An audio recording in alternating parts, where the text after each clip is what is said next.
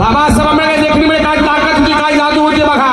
बाबासाहेब करणी कामगारी करणारे नव्हते, पण बाबासाहेब आंबेडकर लेखणीमध्ये काय ताकद होती, काय जादू होती बघा.